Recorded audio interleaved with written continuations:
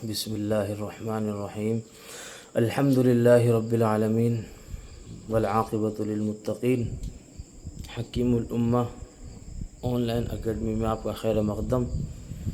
آپ حضرات کے سامنے نون ساکن اور تنوین سے متعلق جو ہمارے گزشتہ سبق گزر چکے وہ میں مختصراً عرض کر دیتا ہوں کہ نون ساکن اور تنوین کا جو پہلا قاعدہ ذکر ہوا وہ اظہار تھا کہ اظہار کسے کہتے ہیں، یعنی ظاہر کرنا نون ساکن اور تنوین کا۔ دوسرا قاعدہ کیا ہوا؟ ادغام تھا، اور تیسرا قاعدہ اقلاب تھا۔ ادغام یعنی مدغم کرنا، نون ساکن یا تنوین کو جو ہے مدغم کرنا حروف یرملون میں، اور اقلاب کیا تھا کہ یعنی تبدیل کرنا نون ساکن اور تنوین کو میم سے۔ یہ پچھلا ہمارے اسباق الحمدللہ گزر چکا، جو آپ حضرات کے سامنے ذکر بھی کر دیے خلاصتاً۔ آگے جو نون ساکن اور تنوین کا چوتھا قاعدہ جو ذکر کر رہے ہیں وہ اخفا ہے۔ اخفا نون ساکن اور تنوین کو ذکر کر رہے ہیں۔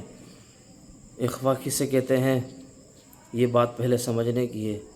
اخفا کا مطلب ہے کہ آواز کا چھپانا، یعنی ناک میں آواز کا چھپانا، اسے اخفا کہتے ہیں۔ اخفا کا مطلب کیا ہے کہ چھپانا۔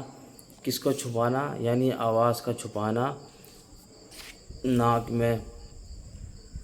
اب کس طریقے سے نون ساکن اور تنوین کو جو ہے ہم پڑھیں گے، کس طریقے سے نون ساکن اور تنوین میں جو ہے اخفا کریں گے، وہ اس کی وضاحت کر رہے ہیں۔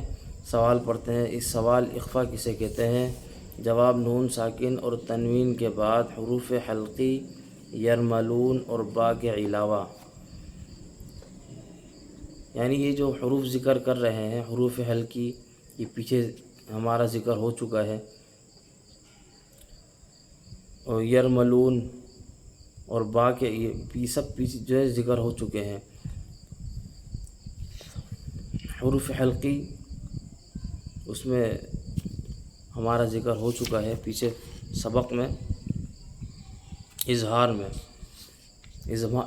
جو حروف حلقی، یہ اصل جو اظہار کے حروف ہیں۔ حروف حلقی جو ہے اظہار کے حروف ہیں۔ حروف حلقی جو 6 ذکر ہوئے وہ اظہار کے حروف ہیں، اور جو یرملون ہے یہ ادغام کے حروف ہیں، اور جو با ہے یہ اقلاب کا حرف ہے۔ یہ ساری حروف جو ہے پیچھے گزر چکے ہیں، تو ان کی جو ہے نفی کرنا مقصد ہے اخفا میں۔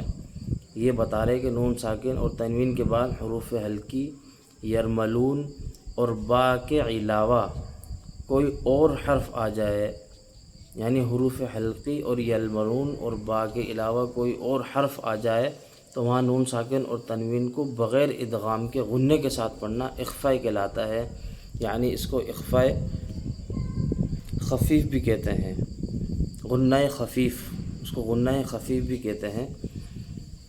نون ساکن اور تنوین کے بعد جو ہے حروف حلقی، یرملون اور با کے علاوہ کوئی بھی حرف آ جائے تو اس کی وضاحت بھی کر دیتا ہوں، وہ حروف کون سے ہیں۔ یعنی اخفاء کے بھی حروف ہیں، کہنے کا مقصد یہاں پہ یہ ہے کہ اخفاء کے بھی حروف ہیں۔ وہ حروف کیا ہیں؟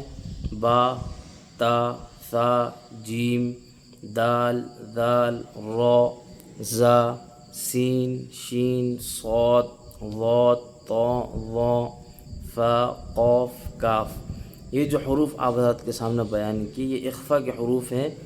یہ حروف اگر نون ساکن اور تنوین کے بعد آ جائیں تو نون ساکن اور تنوین کو جو ہے بغیر ادغام کے غنّے کے ساتھ ادا کریں گے، یعنی ادغام اس میں نہیں ہوگا، غنّہ ہوگا، اور غنّہ جب ہوگا تو اس میں آواز کو بھی جو ہے چھپایا جائے گا۔ مثال سے آپ حضرات کے سامنے سمجھاتا ہوں، جیسے ملکم، میم نون زیر من میں نون جو ہے نون ساکن ہے، نون کے اوپر جو ہے جزم آ رہا ہے تو جزم والا حرف ساکن ہوتا ہے۔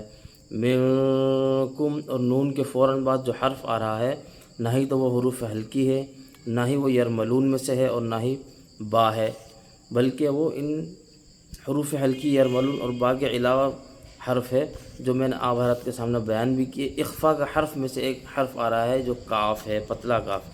میم نون ساکن کے فوراً بعد جو حرف کاف ہے یہ اخفا کا حرف ہے۔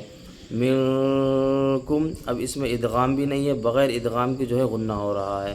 یہ نون ساکن کی مثال ہے۔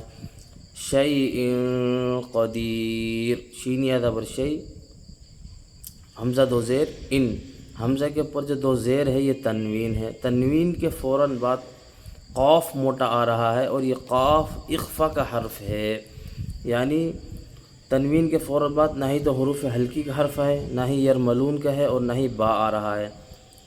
شیء، اس لیے جو ہے تنوین پر بھی کیا ہو رہا ہے، غنہ خفیف ہو رہا ہے، غنہ ہو رہا ہے ناک میں، اس میں آواز کو چھپایا جا رہا ہے ناک میں۔ شیء قدیر، دونوں مثالیں آپ حضرات کے سامنے پیش کری۔ نون ساکن کی مثال بھی ذکر کی۔ منکم، اس میں جو ہے ناک میں جو ہے آواز کو چھپایا بھی جا رہا ہے، غنہ بھی ہو رہا ہے، اور بغیر ادغام کے ہو رہا ہے۔ اسی طریقے سے تنوین کی مثال شیء قدیر، اس میں بھی جو ہے ادغام نہیں ہو رہا، تنوین ہے، تنوین پر غنہ ہو رہا ہے، بغیر ادغام کے ہو رہا ہے، اور اس کے بعد جو ہے اخفا کا حرف آ رہا ہے، موٹا قاف۔ یہ اس کی وضاحت تھی۔ خلاصتاً پھر ذکر کر دیتا ہوں کہ اخفا کسے کہتے ہیں، چھپانے کو، یعنی کس کو چھپانا، یعنی آواز کا چھپانا۔ ظاہری سی بات ہے، جب نون ساکن اور تنوین کو جب ہم پڑھیں گے تو جب غنہ ہوگا تو آواز لامحالہ چھپے گی، تو ناک میں آواز کو چھپایا جاتا ہے اس میں۔ اور نون ساکن اور تنوین پر جب غنہ ہوگا، غنہ کب ہوگا، جب حروف حلقی، یرملون اور با کے حرف نہ ہوں، یعنی اس کے علاوہ کوئی دوسرے حرف ہوں جو میں نے آپ حضرات کے سامنے ذکر بھی کیے، با، تا، ثا، جیم، دال، دال، را، زا، سین، شین، صاد، ضاد، طا، ظا، فا، قاف، کاف۔ یہ جتنے بھی حروف ذکر کیے یہ اخفا کے حرف ہیں۔ نون ساکن اور تنوین کے بعد یہ حرف آئیں گے تو جو ہے نون ساکن اور تنوین پر غنہ ہوگا، غنہ خفیف ہوگا اور بغیر ادغام کے ہوگا۔ یہ اس کی وضاحت تھی۔ نون ساکن اور تنوین کے جو ہے چاروں قواعد آپ حضرات کے سامنے بیان ہو چکے، اظہار، ادغام، اقلاب، اور آج کا جو سبق اخفا، یہ چاروں جو ہے قواعد بیان ہو چکے۔ اللہ تعالیٰ جو ہے صحیح طریقے سے سمجھنے کی، سمجھانے کی توفیق عطا فرمائے۔ انشاءاللہ اگلا سبق جو ہے آئندہ ویڈیو میں ذکر کیا جائے گا۔ والسلام ورحمۃ اللہ وبرکاتہ۔